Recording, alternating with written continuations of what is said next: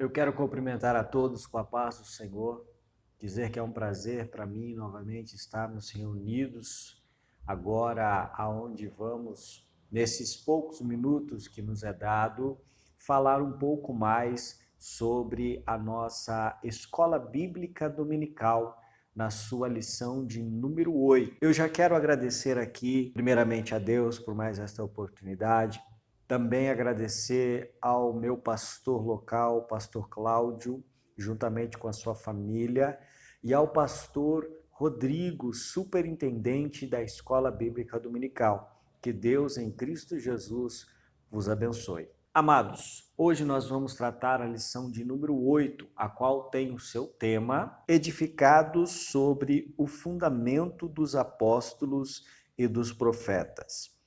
Esta lição, ela dá continuidade à lição passada que a minha antecessora, a diaconisa irmã Célia, com maestria ministrou no último domingo, aonde nós fomos então salvos pela graça em Cristo Jesus.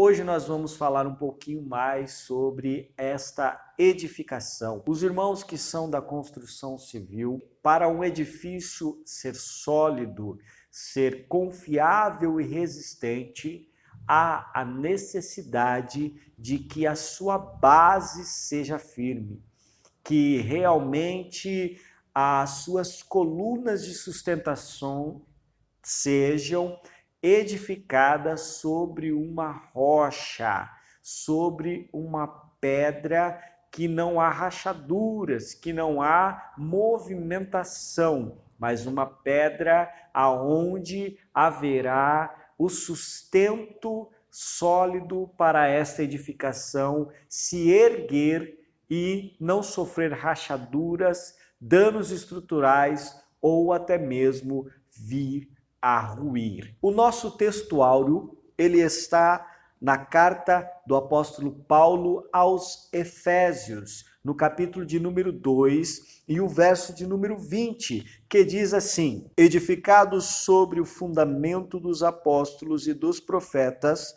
de que Jesus Cristo é a principal pedra de esquina. A nossa verdade prática diz: Jesus Cristo é a pedra basilar da igreja, que está edificada por meio dos ensinamentos dos apóstolos e do testemunho dos profetas. Você pode acompanhar conosco aí na sua casa a leitura bíblica em classe, que está em Efésios, no capítulo 2, do verso 20 ao 22, e também está no Evangelho de Jesus segundo Mateus, capítulo de número 7, do verso 24 ao 27. Após a leitura bíblica em classe, nós vamos então agora para a nossa introdução. A nossa introdução diz assim, meus amados, acompanhe comigo na sua lição, por favor. Por meio da reconciliação efetivada na cruz, Cristo formou a igreja.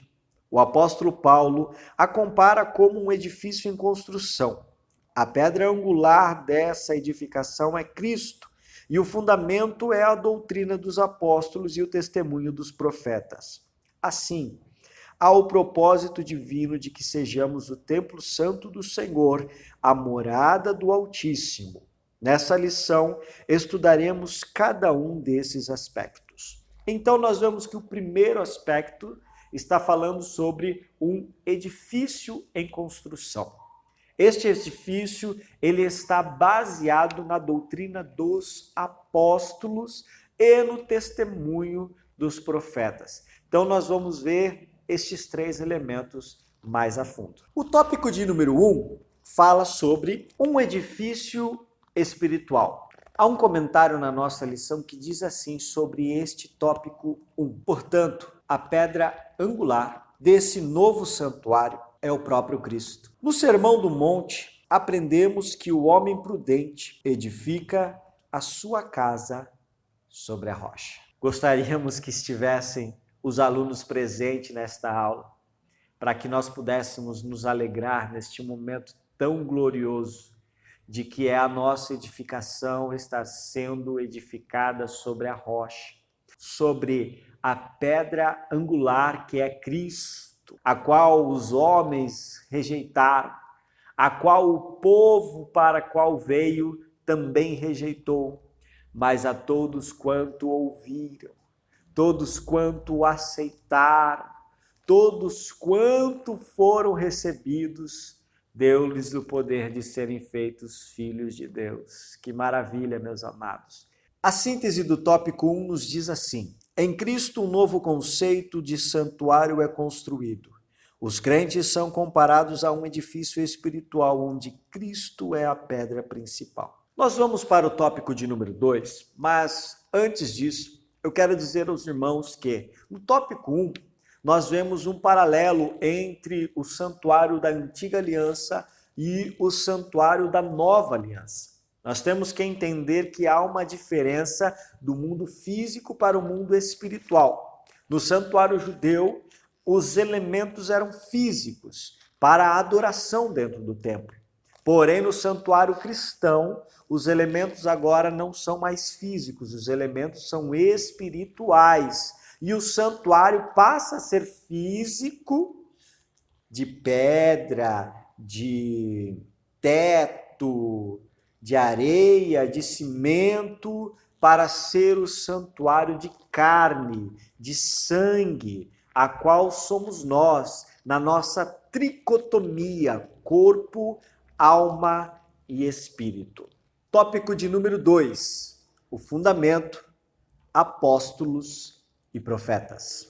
No conceito dos apóstolos, nós vamos ver que aos apóstolos foi confiado, melhor dizendo, o ministério da palavra com o compromisso de instruírem a igreja. Está em Atos, capítulo 6, a partir do verso de número 2 ao verso de número 4. Nós vamos ver que neste aspecto, os apóstolos são aqueles que foram comissionados por Cristo para a igreja primitiva e a mensagem de Cristo, o fundamento. Amém? Então, foram pessoas comissionadas pelo próprio Cristo para a fundação da igreja. Amém? Cristo dá o pontapé inicial, inaugura o seu ministério, a igreja na terra após a sua ressurreição, porém ele vai aos céus. Lá em Atos, no capítulo 1, nós vemos que ele é assunto, ele sobe ao céu. Mas o anjo diz que estais olhando este mesmo Jesus que subiu, brevemente voltará. Mas existe uma missão enquanto ele não retorna. Está lá em Marcos, capítulo de número 16 e o verso de número 15, que diz assim: e disse-lhes, Jesus dizendo aos discípulos: ide por todo o mundo, pregai o evangelho a toda criatura. Ali, então, dá-se continuação à igreja. A igreja que foi inaugurada por Cristo. Cristo é o cabeça da igreja. Ele é o que envolve todo o ministério sacerdotal, aonde nós temos até os dias de hoje. Maior do que o pastor é Cristo, maior do que o bispo é Cristo, maior do que o apóstolo é Cristo, maior do que qualquer humano é Cristo. Amém? Não há outro. Nós vemos que muito importante também no tópico de número 2 está o testemunho dos profetas. A palavra grega significa proclamador, para profeta, intérprete da revelação divina. A ordem da frase em Efésios 2:20, apóstolos e profetas, indica-se tratar-se dos profetas da igreja e não do Antigo Testamento. Fica aqui o nosso adendo, que o comentarista da lição está trazendo a nova aliança, fazendo referências bíblicas, porém na nova aliança. Paulo está aqui trazendo uma carta ministerial, uma carta onde está de formação eclésia, igreja, tirados para fora do mundo físico para o mundo espiritual. Então é importante a gente ter isto gravado em nossa mente. Os profetas neotestamentários que falaram inspirados pelo Espírito Santo perfazem o alicerce da Igreja de Cristo. Onde está isso? 2 Pedro, capítulo 1 e o verso de número 21. Vamos ler? Porque a profecia nunca foi produzida por vontade de homem algum, mas os homens santos de Deus falaram inspirados pelo Espírito Santo. Então aqui está falando sobre atos do Espírito Santo, algo que aconteceu após a ressurreição de Cristo. Amém? Não estamos fazendo referência neste momento sobre os profetas da antiga aliança, mas sim os profetas que vieram após a descida do Espírito Santo lá em Atos capítulo de número 2. Amém?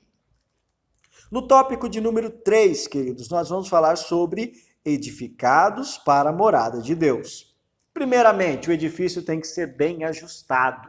Não pode haver brechas, não podem haver trincas, não podem haver nenhum tipo de rachadura, porque senão vai cair, vai ruir.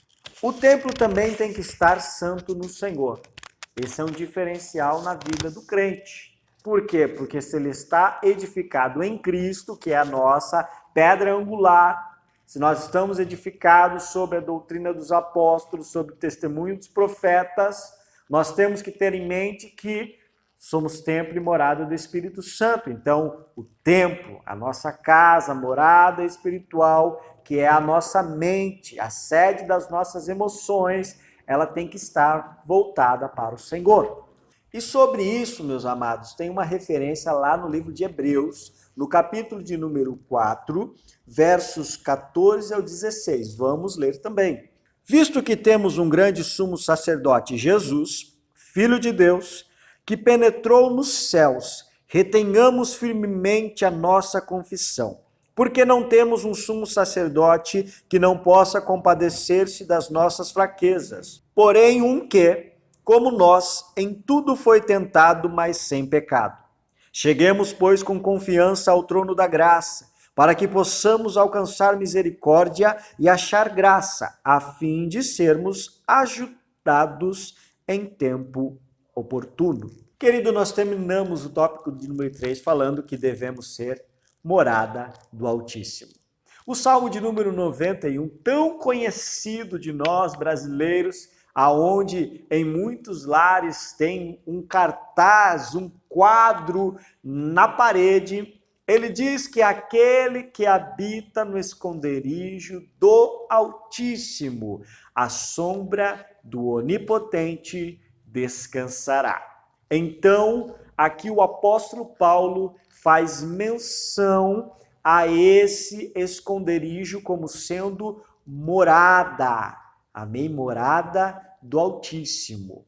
O que me chama a atenção é que Deus habita em nós por meio de seu Espírito e que tal afirmação ratifica o ensino apostólico de que Deus não habita em templos feitos por mãos de homens.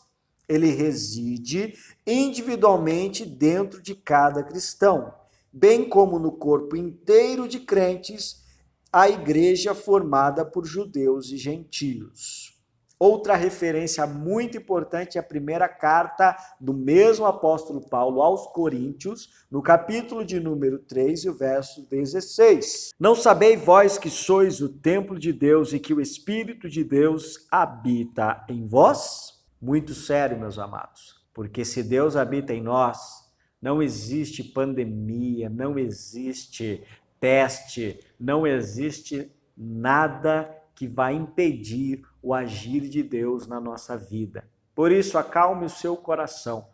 Esta lição, ela vem nos trazer um ânimo, uma injeção de alegria no Senhor, porque a nossa vida está calcada em Deus. Amém, meus amados e queridos irmãos? A nossa conclusão diz assim: A comparação da igreja como edifício em construção indica que estamos em processo de aperfeiçoamento até que todos cheguemos à unidade da fé.